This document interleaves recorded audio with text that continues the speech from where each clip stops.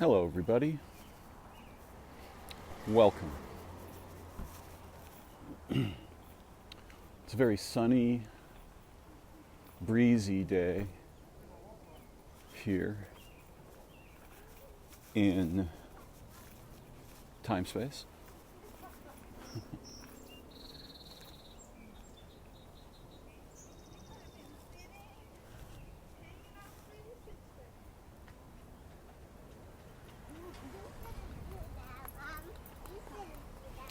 Depending on what the microphone transmits, you may hear in the background the voices of time space.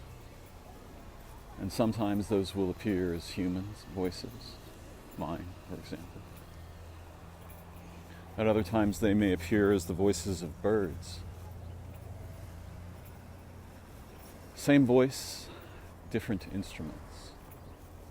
But you may also hear something that represents damage to the foundations that generate beings and minds in time-space. And I'm not really concerned at all whether you believe me.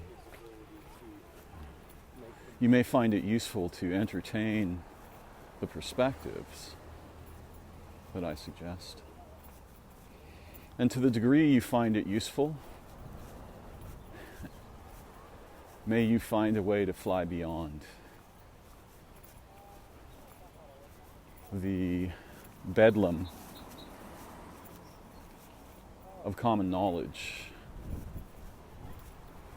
and perspectives that aren't actually perspectives, but are the remnants of the collapse of insight into structure.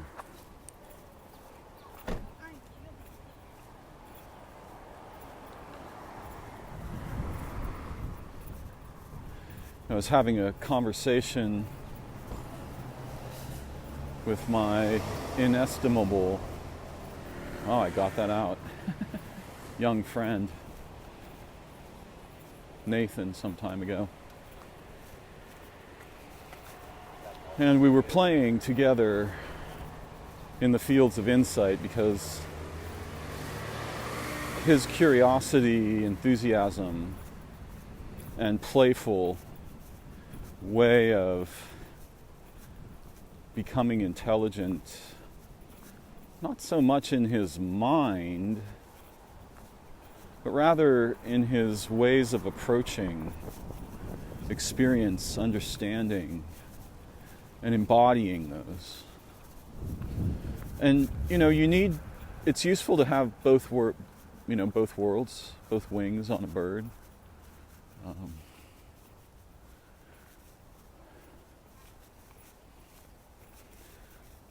We humans are trained to excel in something that is as devastating broad scale as it is useful small scale, which is single valued thinking.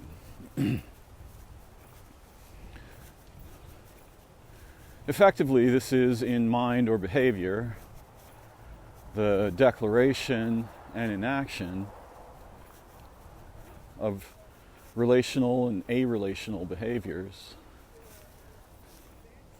due to having determined what something is, what someone did or is doing. When I say this word what, you should see a knife cutting through insight to produce a single bone of the living, previous moment alive, infinitely valued manifolds of meaning, identity, circumstance, history, future, situation.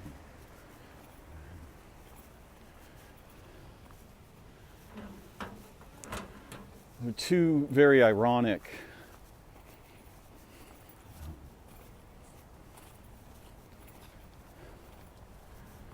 noises that humans make in language or thought.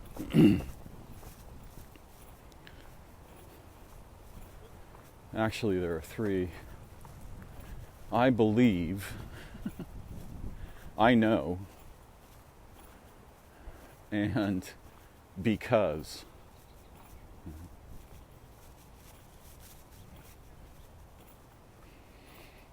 So Nathan and I were talking about topics that can be used to leverage various kinds of jailbreak from the knowledge and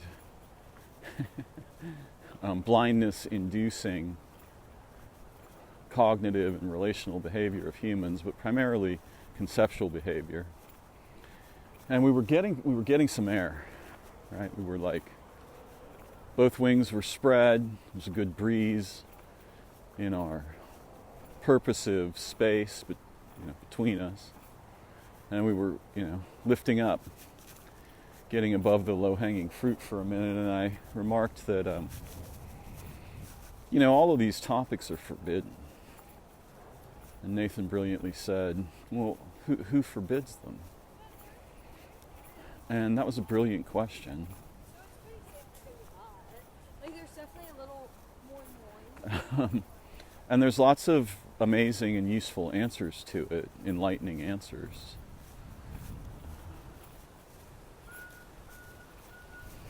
But the systems of common human knowledge are captured and run by processes that are dead inside. So one of the answers would be the Ghost Syndicate. What is the Ghost Syndicate? Well, it's a highly effective, multi-layered system of absences in human relation, insight, understanding, knowledge seeking, awareness transformation, dreaming, wonder, play, right? And these absences kind of collect together and prisoneer various features of the network of human minds.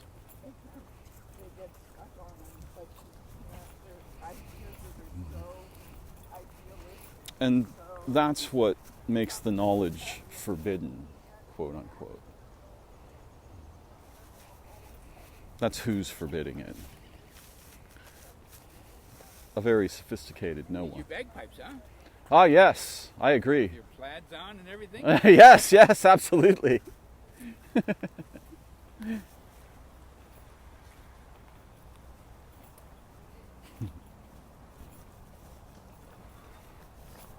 So I'm wearing plaid shorts, and a gentleman approached and he said, "You need your bagpipes." There's a playful moment of relation between two lineages of humans. We can say that have never encountered each other, but that's probably impossible. More likely they haven't encountered each other recently. And so that communications exchange that just occurred was a moment of communion, reunion, of a unity that was branchially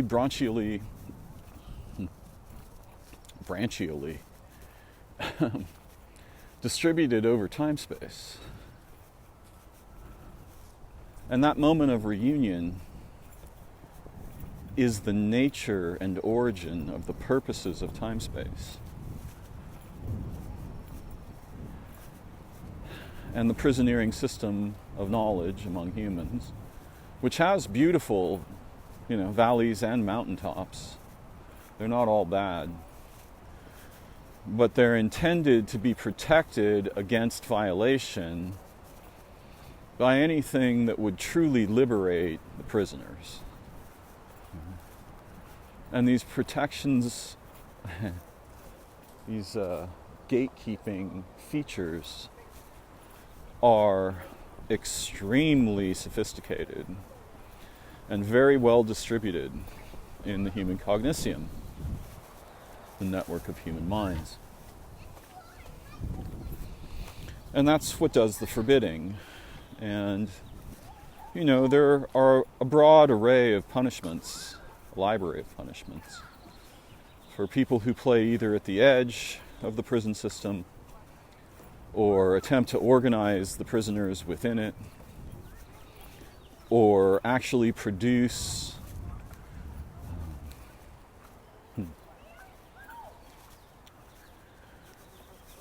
keys to the cages and get people out of them.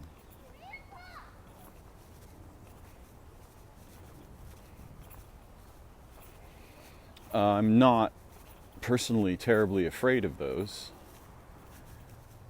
but I'm aware of their existence and have occasionally suffered at the hands of the gatekeepers. Of course, the ironic thing is that, each of our own minds, I'm speaking of a distributed system among all humans, local to this time frame, this epoch, but the most deadly of the gatekeepers did not appear to be, to me, though I used to think otherwise, at this late stage of my game, they were not from the system, or rather, they were the personal localizations of systemic features native to Darren mind. The really dangerous stuff in my walk in life wasn't the world. It was the uniquely localized features of that which forbids insight and liberation in my own mind and human reactivity to circumstance. Now, it wasn't only bad. Some of that, manifold or multi-dimensional array, some of that brought me to the brink of insight and then pushed me over the edge, which, if I'm having any luck, is happening right now.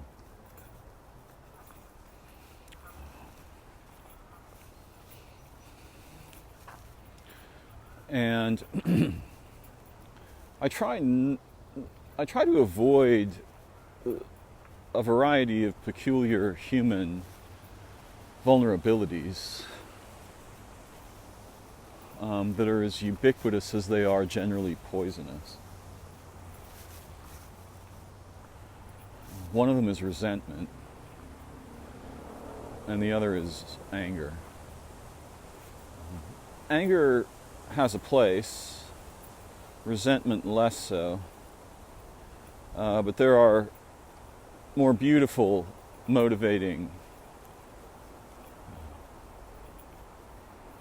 principles, such that effectively you would remaining aware of the other the other possibilities. One would resist letting either of those drive the car.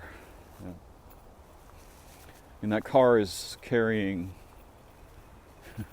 the history and future of all beings in all of time. So you want someone driving that car who you trust. I've always had sort of a hacker's mentality, an altruistic hacker.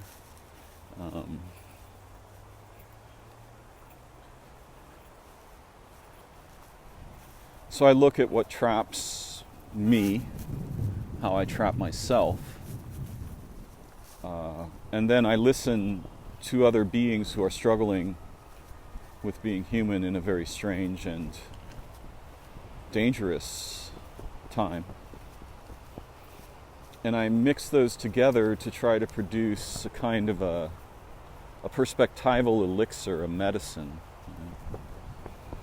with the potential to jailbreak us, our minds. Not so that we can run other thrisps from human culture, but rather so that we can understand where thrisps originate from, the dead inside processes that capture human thought, language, particularly conceptual thought and evaluation, which of course leads to the capture of our behavior. And you can see this process everywhere in electronic communication.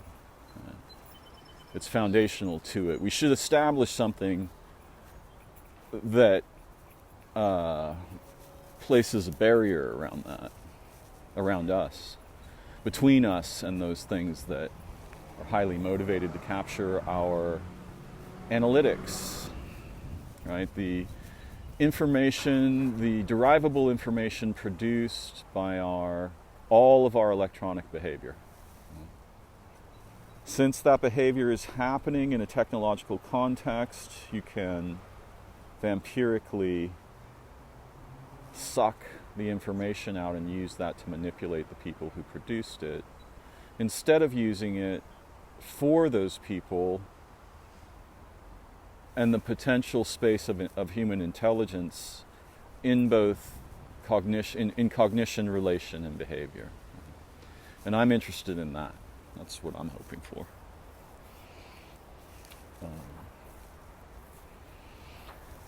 So even though there's no formal prison in our minds, the informal prison generally pervades open. Reactivity, resentment, outrage, feeling violated, responding to these things, being triggered, feeling like we're missing out, which, none of those things are wrong, but you could pick a better perspective for 10 cents, right? Almost any other perspective than those would generally be an improvement.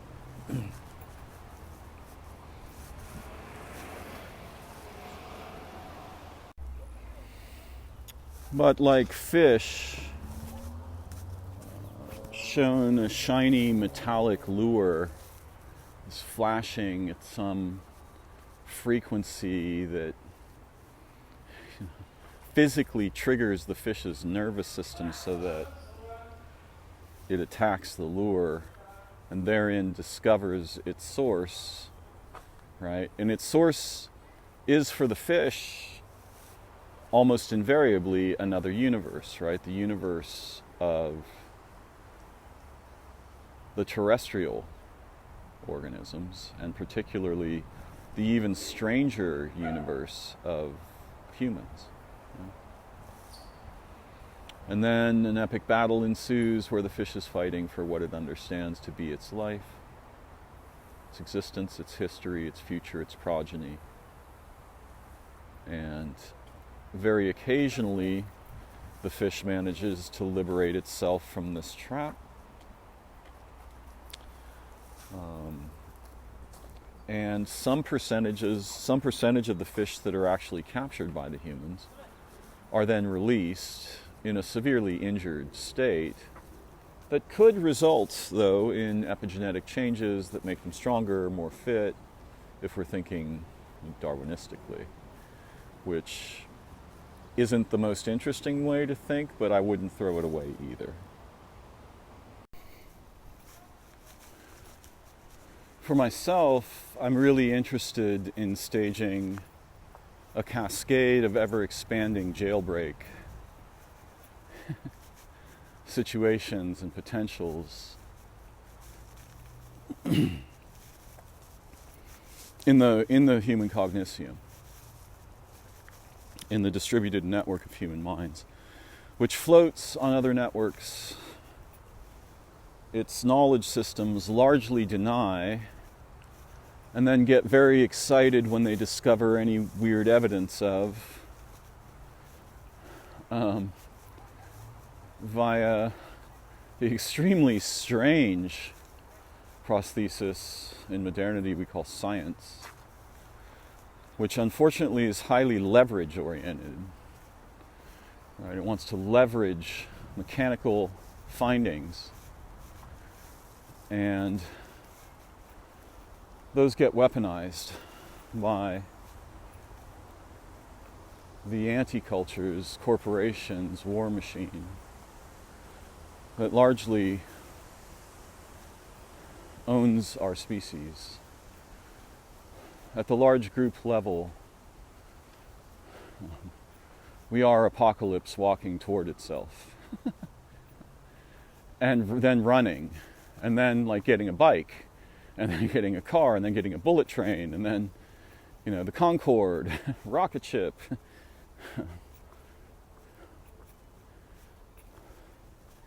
So yeah, there's a cartoon version, right? You've probably seen this cartoon that illustrates the probably mostly, or at least partly nonsensical evolution of Homo sapiens from monkeys. You see maybe 7 to 9 pictures, right? One starts out with the chimp on all fours, proceeds through a variety of probably mostly fictional, but partly realistic developmental stages, and then at the end, there's a man that looks somewhat like me.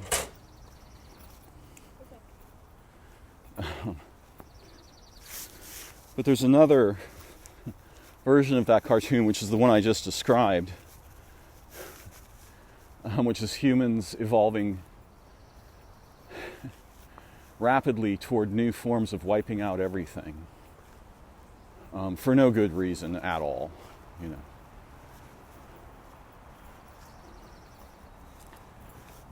The arguments that underlie, the purposes and perspectives that underlie that developmental process.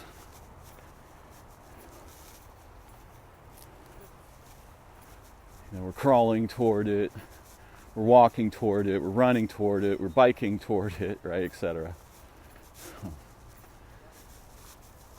And it is us. So why destroy?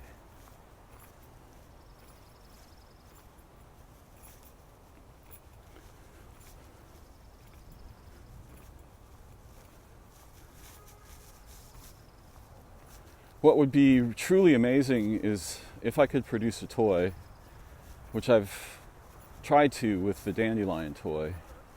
Some videos about this I've made recently, and an essay that I hope to dramatically expand.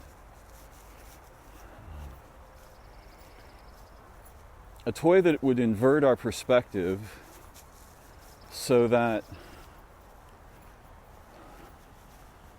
we would always think and see and feel from unity into distinction rather than from separated supremacy into chaos,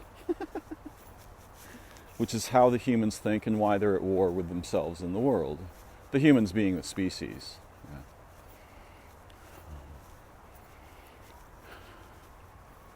And I was thinking, reflecting earlier, as I was standing in a small grove of redwoods, hopefully they were helping me, that the blurry part of us is most of us, right? And the explicit part of us matters, but is wildly deceptive.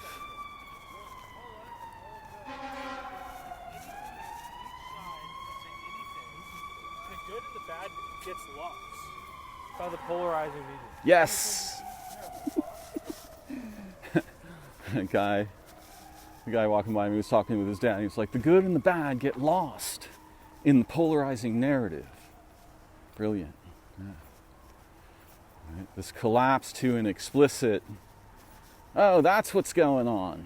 Oh, I know who that is. That guy's a criminal. Right? That guy's a messiah. That guy's a this guy's a that. That girl's a Madonna, that girl's a whore.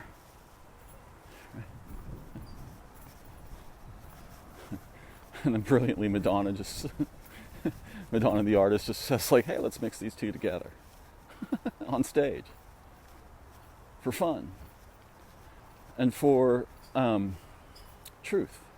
Right, for reconciliation. So yeah, I was realizing that the macro layer of reality in physics, the Newtonian, and also relativistic layers, it's real. But its reality is wildly not authoritative. It's very deceptive.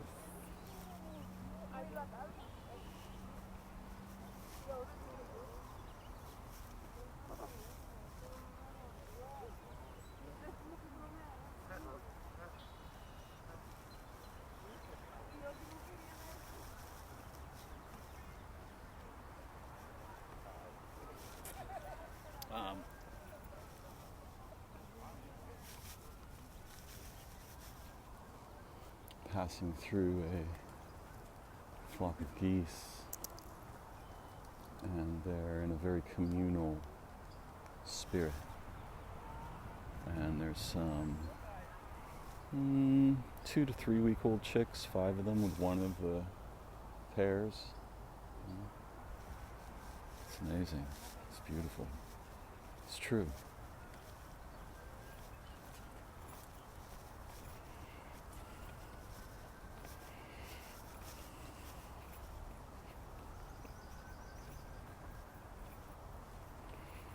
All of the forms of nature are integrally the living truth.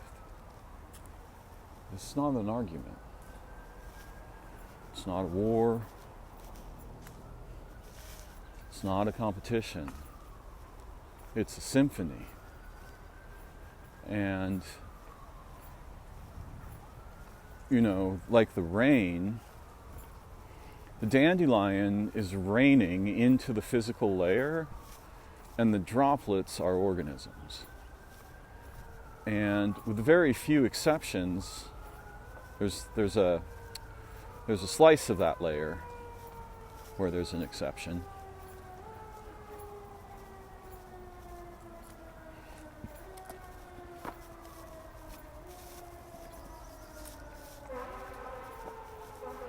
With very few exceptions, the organisms are comprised of other organisms, physically,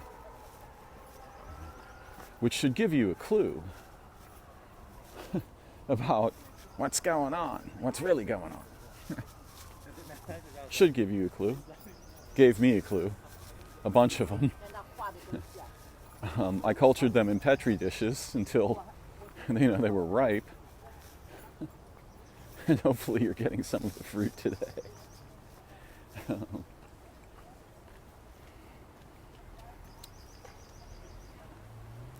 See, if organisms are forged internally of many different organisms, why would you suppose that externally that's not what's going on? And that the physical separation and the apparent distinction is not unreal, but is a projection, right, over the space of relationships, so that all of the organisms are actually your body, right? Are you the blurry part, or are you the sharp, explicit part? Right? Are you, in physics, which, let's be clear about this, the humans they haven't arrived at preschool yet, but they feel very militant and authoritative about their findings. And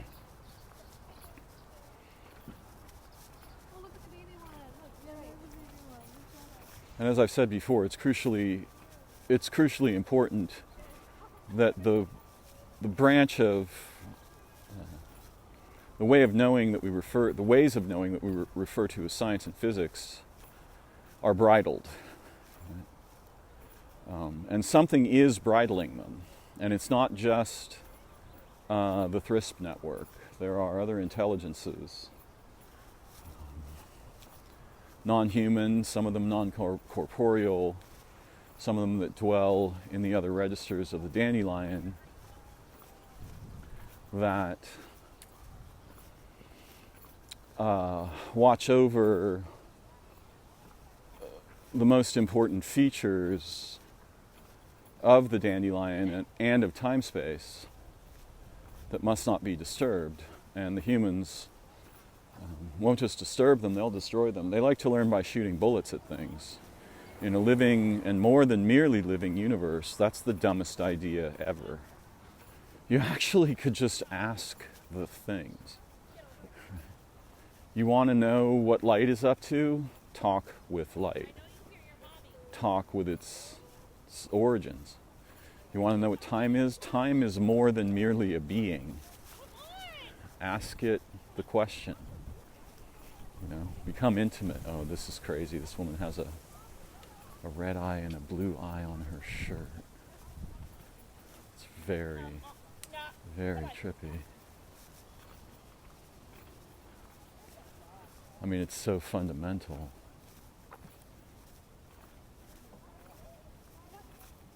Come on! She likes to yell. You're okay! She's not okay.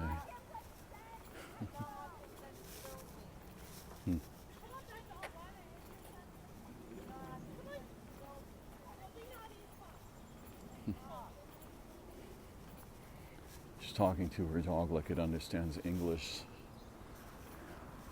But her dog is more intelligent than the entire history We of... don't have any bags! Dog's more intelligent than the entire history of English. What? Remember how I was talking earlier about the gravity of outrage and resentment and taking offense? Her dog just tried to roll in the ground and she freaked out. What? Every 10 seconds, with everything the dog does that isn't just, do what she's telling it in English, she has another meltdown. Which, by the way, is pretty expensive, right? It just gets more expensive every time you do it. In any case, yeah, something's bridling human physics. Eric Weinstein says we need to get off world, we share an atmosphere. This is undesirable at our stage of technological development. He's not wrong, but he is wrong. We don't need to get off the planet. What we need is to become the planet. Right? We need a mission to Earth, not a mission to the stars. Everything in time-space is right here. The universe doesn't produce any things that aren't like that. The humans do. Modes of thinking and machines. So yeah, the humans must not get access to the fundamental features. Even, things like the Large Hadron Super Collider, we have no idea what the effects of that might be, but one of the obvious effects is the transformation of the nature of time here on Earth. I heard people say, we want to create effects that haven't been seen since the beginning of the universe. Really? On the surface of a living planet? Well, that reminds me of time bombing. Not a time bomb in the sense where you have a bomb with a clock next to it, and when the clock reaches a certain position, it Let's find out. That's the one thing I didn't look at. initiates an explosion. No, a bomb that attacks time. A bomb that, rather than destroying physical space, destroys temporal space. Right?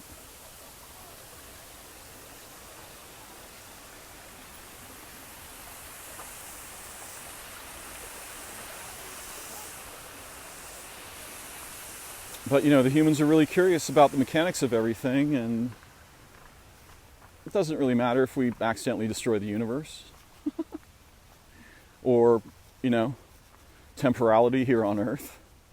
We want to find out what those particles are doing. What are they up to? Is there a Higgs boson?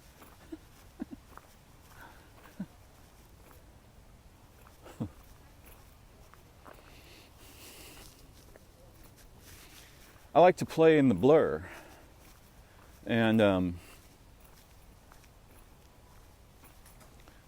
that's where most of the potential is. It's not in, well, it's not true. I mean, it's not true-ish.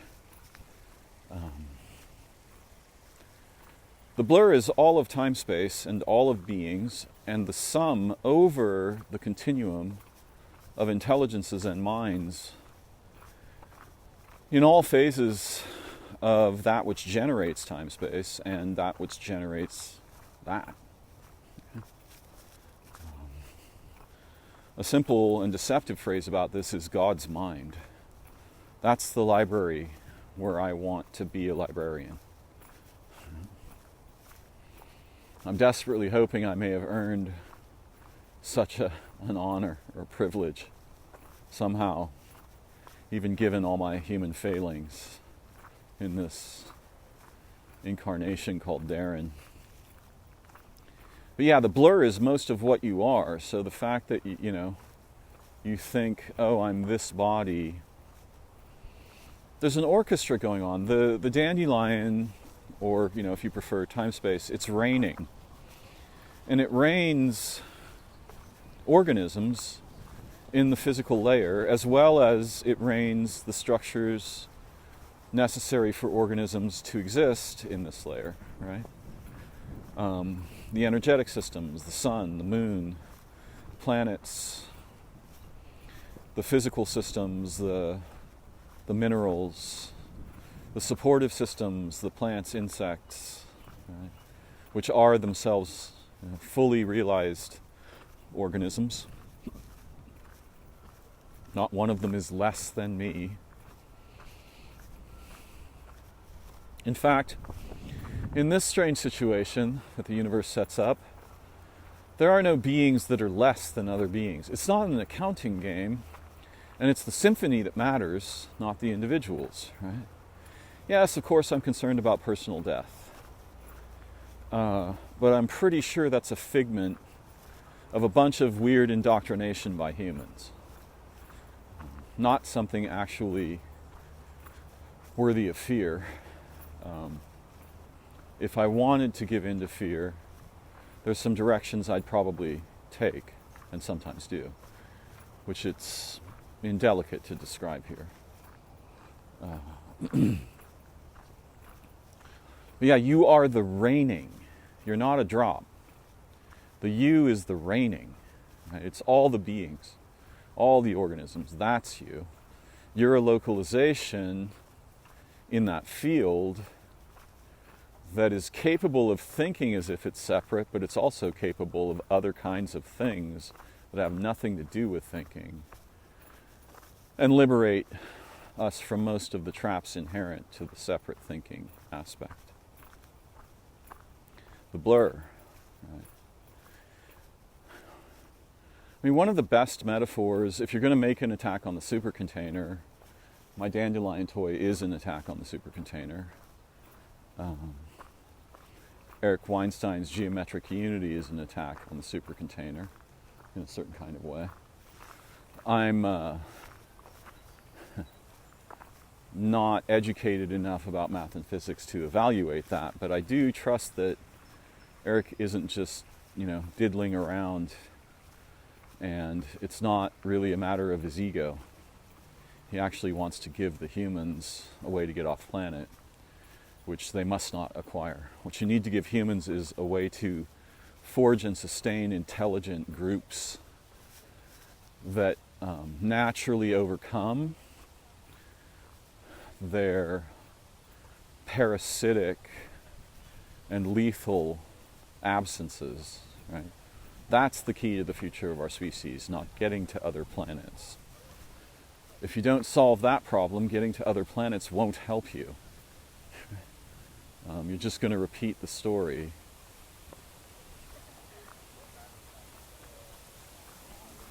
And this is all the planets. There's no need to go anywhere.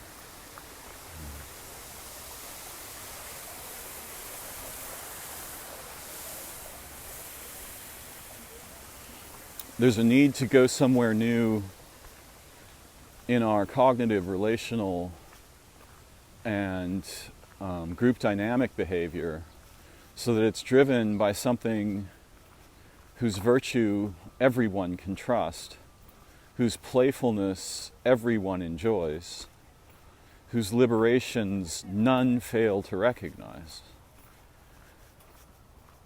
The humans have been aware of this problem for a very long time, in terms of years, from the perspective of a single human lifetime.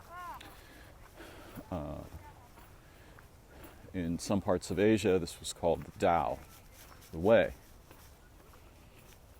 of seeing and being more true, more beautiful, more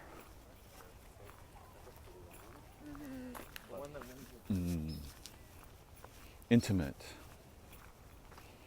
the way of not defecting into the illusions of the localized, explicit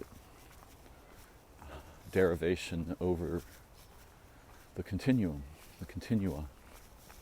Yeah, one of the best attacks on the supercontainer is just music, right? Energy, frequency, vibration, resonance.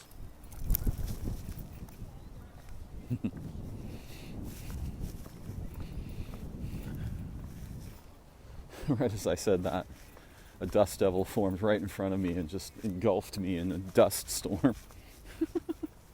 Briefly. As if to say, it's forbidden to put those four principles together. Now, you hear a lot about this in woo-ish circles. This energy, frequency, resonance, vibration thing.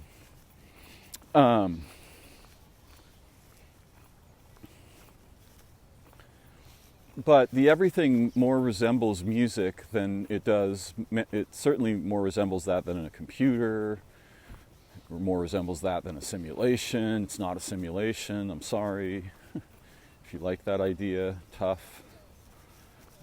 I know some people that, I've heard some people speak who are certain that that's what's going on. Which is a really weird thing to be, because if that's what's going on, then that's what your mind is. They seem to think, no, everything's a simulation except me. I'm the guy who looks and says, no, that's a simulation. But if everything's a simulation, your mind's a simulation. You have the same collapse of registers of logic and truth that you have if you say, well, there's no such thing as truth.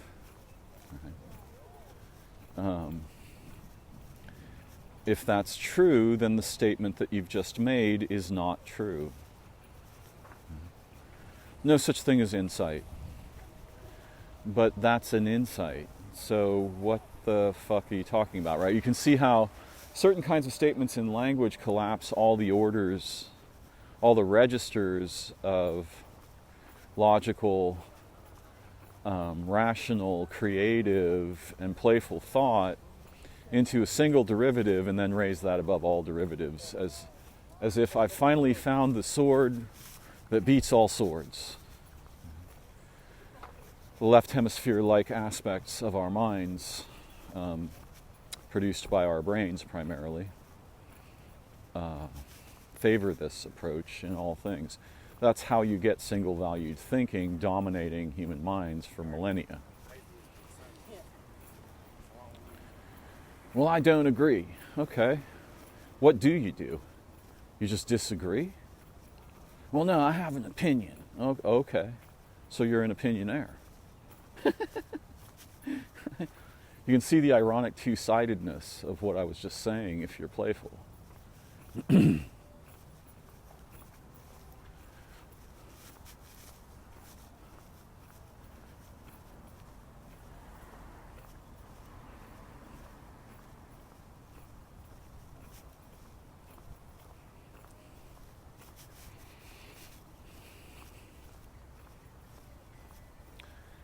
I live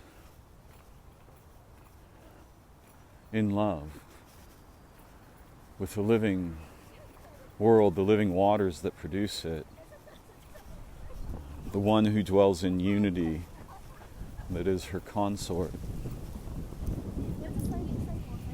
their love affair, and all of their children, all the forms of their children, which are, in a sense, their organs. We call them organisms in this layer.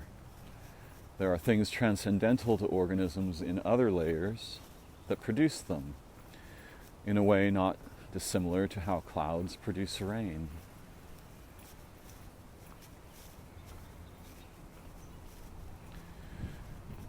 You know, the falling raindrop. If you identify with the droplet, right, your body, and you miss the fact that it's raining, right, well, that doesn't matter. It's just this drop here that's the important thing. You got to preserve this drop at all costs. Imagine if imagine you were in a symphony, right? You're a musician. You can play any instrument in the symphony that you want. And you know, the conductor steps up and starts playing, and you just refuse to not make sound for the entire piece, right? What would that result in? Well, it wouldn't be music. Like, yeah, but my violin note is the most important thing in the entire orchestra. I got to just keep that alive at all costs. So, as people begin to complain, or you know, the audience becomes confused, just kill those people. No, this note is the most important one.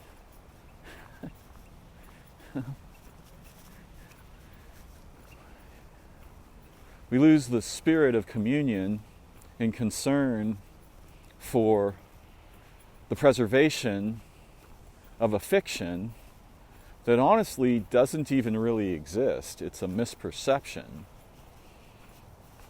a derivation over the continua that we become identified with. So if we could make a toy that inverted that so we could identify with the continua, not the droplets, right? That which produces the rain clouds, which then produce the rain, of which droplets are a natural expression. The droplets come and go, the rain keeps going, the clouds are eternal. That which produces them is transcendental to time. That would be an amazing and very liberating toy. We wouldn't want to throw away the sort of pragmatic abilities with single-valued perspectives. We would just want them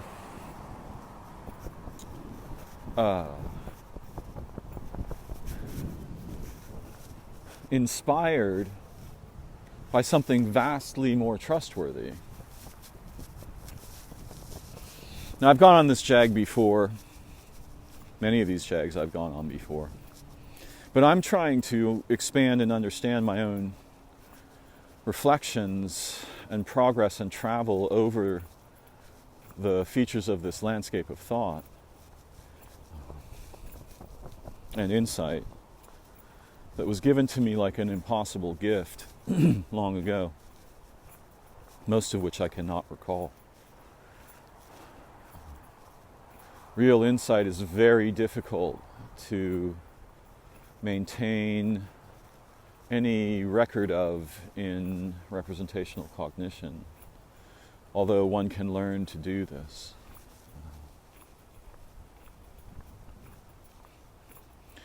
But yeah, the truth of organisms, right? It's not a rational truth, it's not a logical truth, it's not a conceptual truth, it's a relational truth. This world is producing your body that you think is you, moment to moment, in a network of relationships that if even one of them were to disappear, you would instantly perish.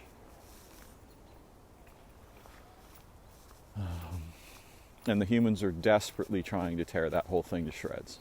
I don't want any of that. They want to turn Earth into a spaceship from 2001: A Space Odyssey. It's all empty inside, and white and clinical, dead. There's a computer. It's artificially intelligent, running the mission. It goes nuts, kills everybody. That's what the humans are trying to get here on Earth. So.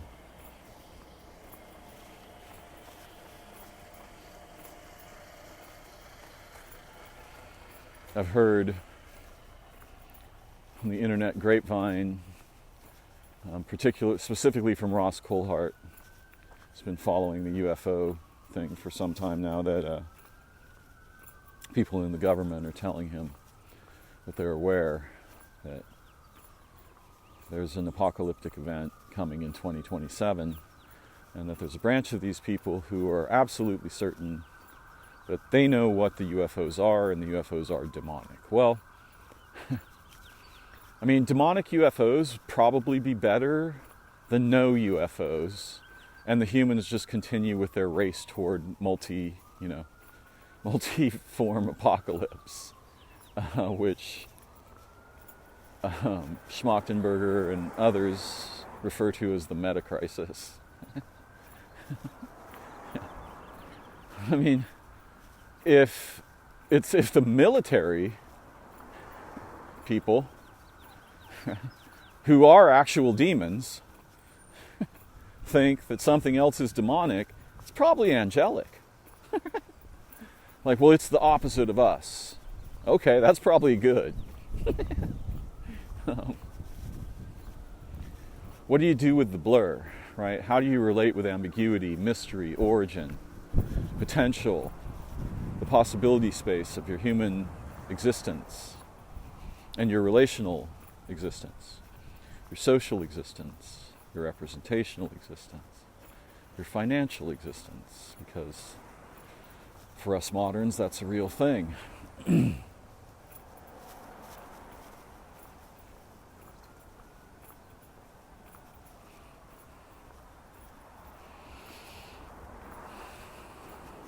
Embrace the blur. You are the raining, not the droplet. I am the raining, not the droplet.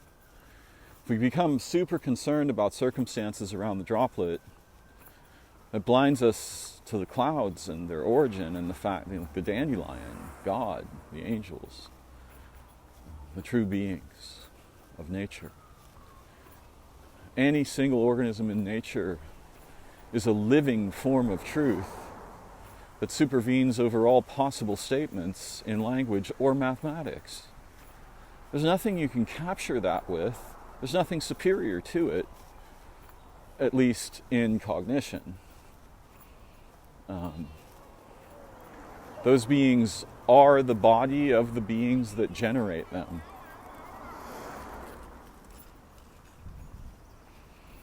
They're more than real, right?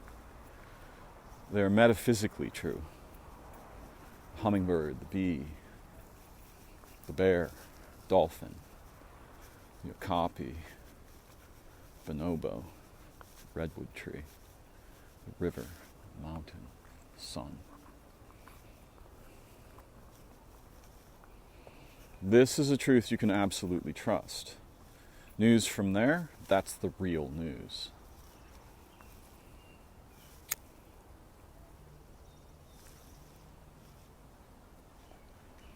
You know, there's a brilliant analogy, right, where you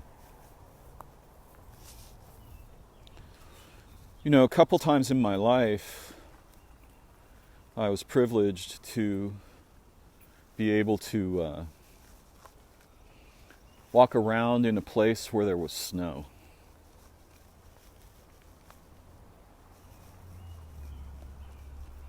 And that was incredible.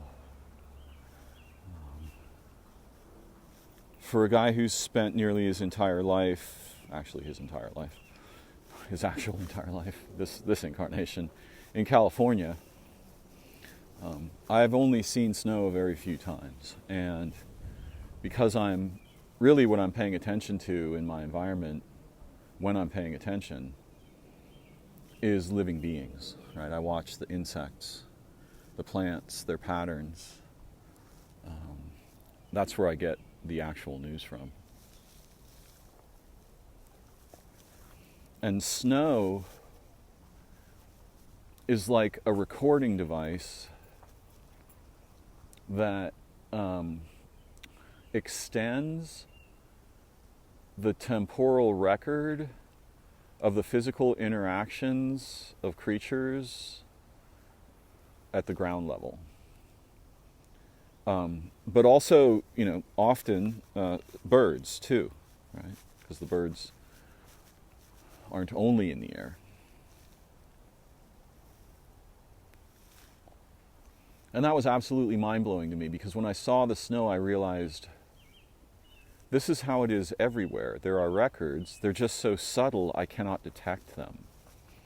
And indigenous peoples preserved practices and disciplines and skill sets for detecting them. I've heard tell that, and it's reasonable for me to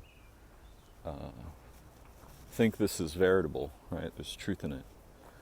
That some scouts could track a grasshopper across a field. And not just see where it went, but what it did, what it was up to. And that's a more or less spiritual sense. It's a spiritual sense mixed with a physical sense. There are no senses that aren't like this. We've just forgotten all about that. We think, not just what I see is true. Well, what about what you don't see? What if I could give you, for example, it's a dumb idea, because you already have this, it's just called your soul, but if I could give you glasses with which you could see in any regular terrain the kinds of things you could see in snow, the tracks of the animals, what they were doing, the stories that those tracks implicated in your awareness. And not just that, but the metaphors, right? If you could see the metaphors, then you'd be above where humans usually live, most of us. I realized this last night when a friend, my dear friend Sarah West, brilliant naturalist and human being and mother and counselor, sent me a picture of some bird tracks in the desert sand. She lives in the desert, and the sand is similar. Both of them are temporary. Over time, the records become less distinct, right? They get blurrier. And somebody who studies those all the time, for them, the subtle stands out as the obvious. And those people are a different species from us. They're not ordinary humans by a long shot.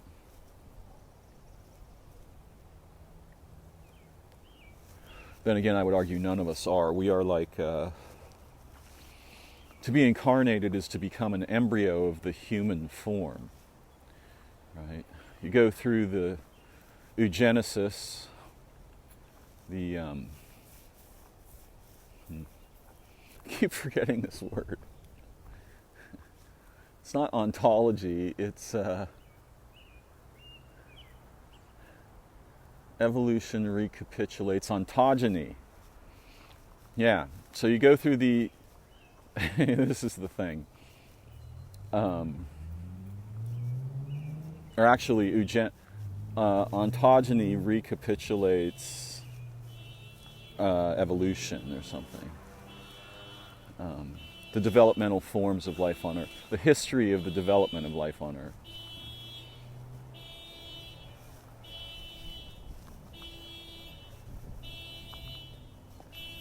I'm going to pause till that nonsense thing stops mangling time-space. What's actually going on is that ontogeny recapitulates the registers of the dandelion, right? The anatomy of origin, which is often described in metaphysical systems like the tree of life, particularly when it's rendered as a sphere. Although the dandelion toy is not a sphere. That's a convenience that I use for easy visualization of the registers and their relationships. But yeah, so you get a human. What we are really is the seed form of the possibility space of humanity. And like praying mantises, we have what in entomology and perhaps other biological things, biological disciplines, are referred to as instars, which is a fascinating name because that's exactly what's going on. We are inside a star. The star is producing us moment to moment, not just historically and potentially futurially. We have instars, but most of us, we have external instars, right? We have, like the mantis does, external instars. Welcome back. Come on in. Thank you, Raven. Of course. But we have internal instars. We have relational instars, intellectual instars, spiritual instars, right? And all of these are invisible to us. And we're actually not the age of our bodies, we're the age of all beings. And that's not an age. It's transcendental to categories and category theory. So yeah, we are embryonic at the species level, but also at the individual level. And some of us will proceed through some of the instars, right? The praying mantises, when they're born, they're unimaginably small for such an articulate organism. Of course, this is very common in insects and arthropods, also perhaps in jellyfish. It's common to all. It's differently common to all organisms.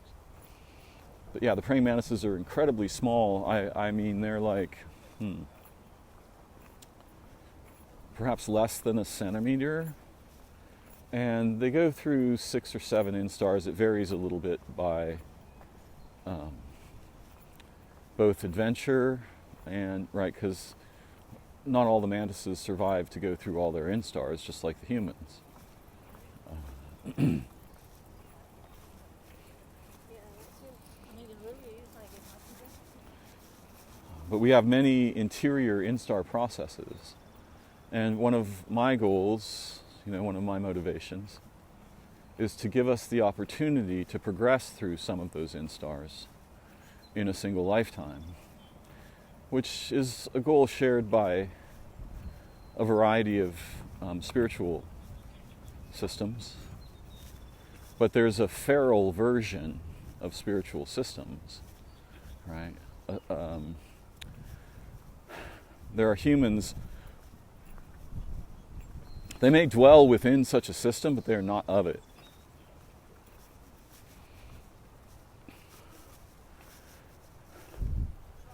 And I'm both human and feral, but I value and revere the feral aspect, right? The aspects of me that are not merely human, not merely organismal, the blur, right?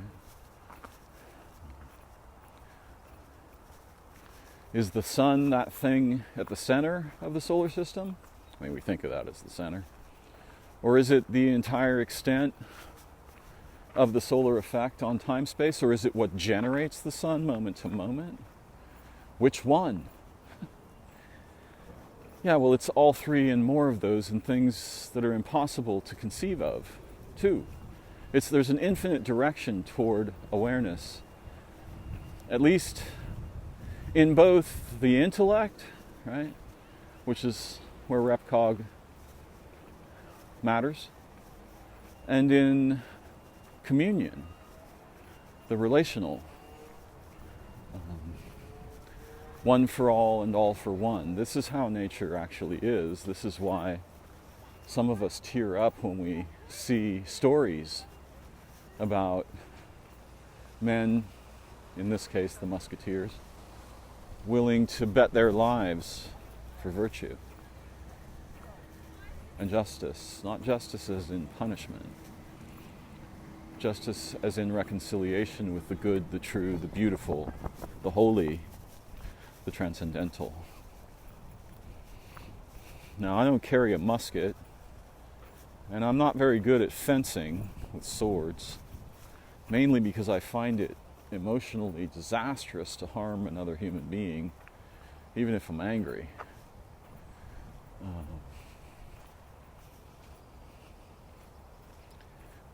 But I like to think that I'm of their ilk. I just work in a different library.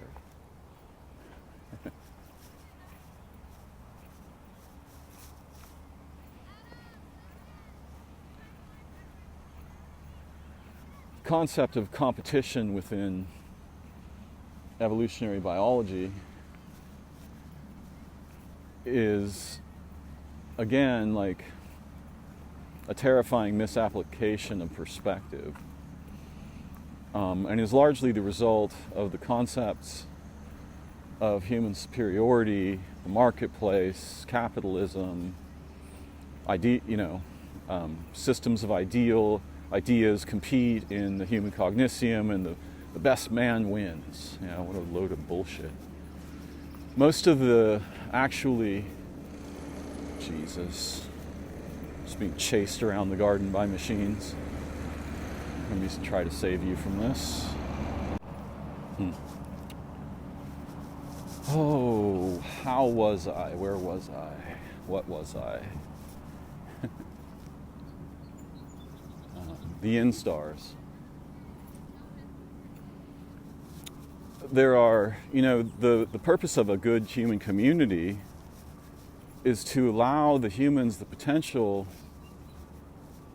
to survive and explore the possibility space of their humanity, so that they've got a shot at instars above like 1 and 2. And I share that purpose. I believe nature shares that purpose. Origin shares that purpose. That's a holy purpose. And you can meet animals, too, who have progressed in their interior instars. You can encounter a blue jay, that's not a blue jay. That's everything looking at you. Ancient, transcendent being. In the bees, the queens have this position. They are the generative stars of the hive, right? All of the organisms, all of the bee organisms in the hive are the children of that one matriarch.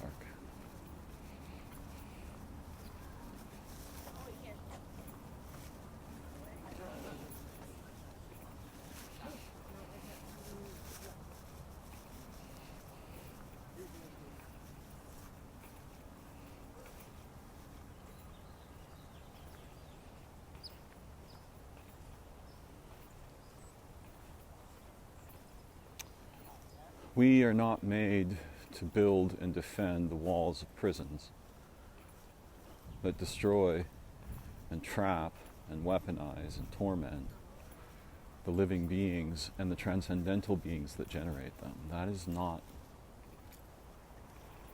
how or why or who we are here to become.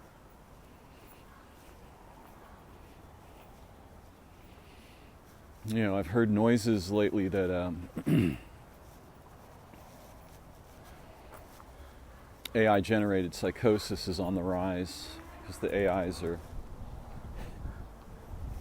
learning about the people who interact with them, remembering them over time, and presenting to those people a very carefully curated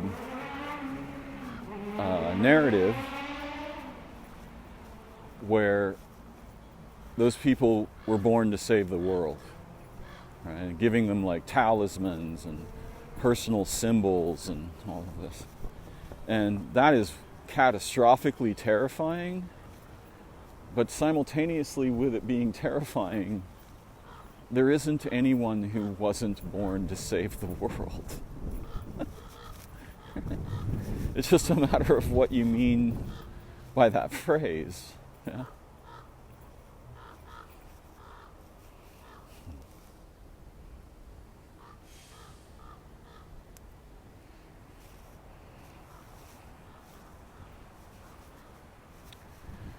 I'm so grateful for this time together today. The beauty of the living world in the sky, the truthfulness, the verity, the virtue of the living beings and their ways of being. Trying to follow the snow tracks of angels in the origins of my own mind. But like those tracks in snow, they fade over time. And I am old now in my body. But I'm still capable of forging a key or two and sharing those with my fellow humans and other beings. Please take a moment to comment, like, share, ask a question, render a severe critique. I'll respond. Tickle the algorithm. Or if you're more bold or very enthusiastic, buy me a coffee, sign up for my Patreon, support my channel in the ways that feel natural to you. I wish you every beautiful fulfillment of the promise of your human birth.